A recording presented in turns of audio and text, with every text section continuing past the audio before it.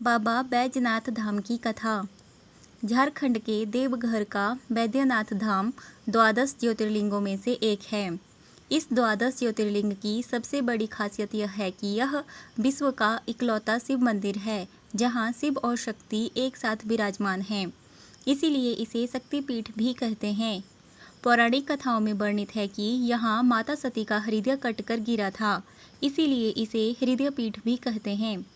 मान्यता है कि बाबा भोले के भक्त जब सावन में बाबा बैजनाथ मंदिर में कांवर लेकर आते हैं तो उन्हें शिव और शक्ति दोनों का आशीर्वाद मिलता है। इसीलिए द्वादश ज्योतिर्लिंग बाबा बैजनाथ के मंदिर को शक्तिपीठ भी कहा जाता है। सावन के महीने में यहाँ लाखों श्रद्धालु भगवान भोले शंकर को जल चढ़ाने के लिए पहुँचते हैं। बैजनाथ धाम देवघर को हार्ट पीठ के नाम से भी जाना जाता है।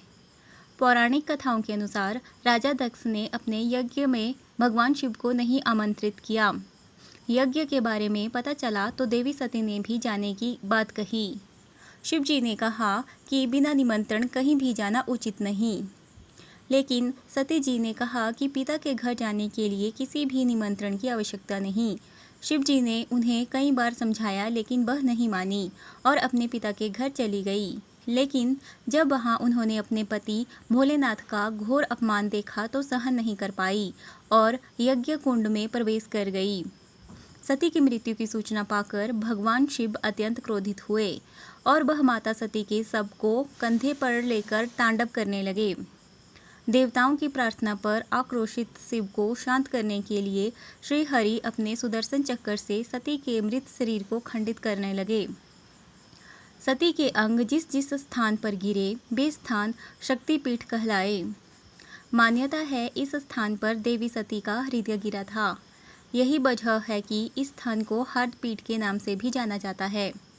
इस तरह यह देश का पहला ऐसा स्थान है जहां ज्योतिर्लिंग के साथ ही शक्तिपीठ भी है। इस वजह से इस स्थान की महिमा और भी बढ़ जाती है।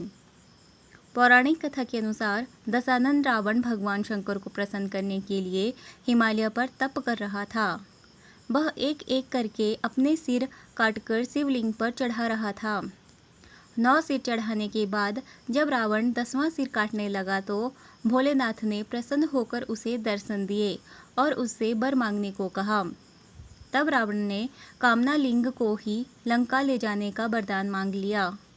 रावण के पास सोने की लंका के अलावा तीनों लोकों में शासन करने की शक्ति तो थी ही, साथ ही उसने कई देवता, यक्ष और गंधर्वों को कैद करके भी लंका में रखा हुआ था।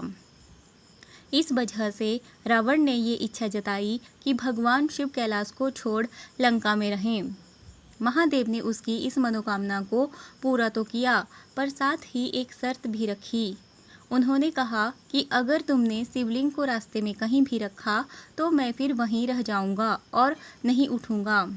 रावण ने शर्त मान ली। इधर भगवान शिव की कैलाश छोड़ने की बात सुनते ही सभी देवता चिंतित हो गए। इस समस्या के समाधान के लिए सभी भगवान विष्णु के पास गए। तब श्री हरि ने लीला रची। भगवान विष्णु ने वरुण देव को आचमन के जरिए रावण के पेट में घुसने को कहा। इसीलिए जब रावण आचमन करके शिवलिंग को लेकर श्रीलंका की ओर चला तो देवघर के पास उसे लघु शंका लगी। ऐसे में रावण एक ग्वाले को शिवलिंग देकर लघु शंका करने चला गया। कहते हैं उस बैजू नाम के ग्वाले के रूप में भगवान विष्णु थे। इस वजह से भी यह तीर्थ स्थान बैजनाथ धाम और रावणेश्वर धाम दोनों नामों से विख्यात है। पौराणिक ग्रंथों के मुताबिक रावण कई घंटों तक लघु शंका करता रहा, जो आज भी एक तालाब के रूप में देवघर में है। इधर बैजू ने शिवलिंग को धरती पर रखकर स्थापित कर दिया। जब रावण लौट कर आया तो लाख कोशिश के बाद भी शिवलिंग को उठा नहीं पाया। तब उसे भी भगवान की यह लीला समझ में आ गई और वह क्रोधित शिवलिंग पर अपना अंगूठा चढ़ाकर चला गया। उसके बाद ब्रह्मा, विष्णु आदि देवताओं ने आकर उस शिवलिंग की पूजा की। शिवजी का दर्शन होते ही सभी देवी देवताओं ने शिवलिंग को उसी स्थान पर स्थापना कर दी और शिव स्तुति करके वापस स्वर्ग को चले गए। तभी से महादेव कामना लिंग के रूप में देवघर में विराजते हैं। भोले सबकी सारी ही मुरादें पूरी करते हैं, बस जातक श्रद्धा से उनका स्मरण कर ले। कामना लिंग की भी ऐसी ही मान्यता है। कहते हैं जिनके विवाह में कोई दिक्कत हो वह अगर यहाँ आकर दर्शन करके शिव जी का जलाभिषेक कर दे तो भोले की कृपा से 1 वर्ष के अंदर ही उनका विवाह संपन्न हो जाता है। वहीं संतान प्राप्ति के लिए भी श्रद्धालु कामना लिंग के दर्शनों के लिए आते हैं। बता दें कि संतान प्राप्ति के लिए भक्तजन अपने स्थान से दंडवत प्रणाम करते हुए कामना लिंग तक पहुँचते हैं। इसके बाद शिव जी का जलाभिषेक करते हैं और अपनी मनोकामना पूरी करने की प्रार्थना करते हैं। कहते हैं भोलेनाथ की कृपा से उनकी मनोवांछित कामनाओं की पूर्ति हो जाती है।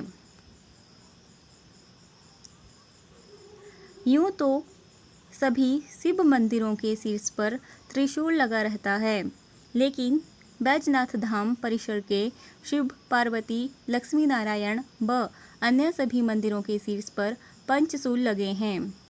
यहाँ प्रत्येक वर्ष महाशिवरात्रि से 2 दिनों पूर्व बाबा मंदिर, माँ पार्वती व लक्ष्मी नारायण के मंदिरों से पंचशूल उतारे जाते हैं। महाशिवरात्रि से 1 दिन पूर्व विशेष रूप से उनकी पूजा की जाती है और तब सभी पंचशूलों को मंदिरों पर यथास्थान स्थापित कर दिया जाता है। इस दौरान भोलेनाथ व माता पार्वती मंदिरों के गठबंधन को हटा दिया जाता है। महाशिवरात्रि के दिन नया गठबंधन किया जाता है।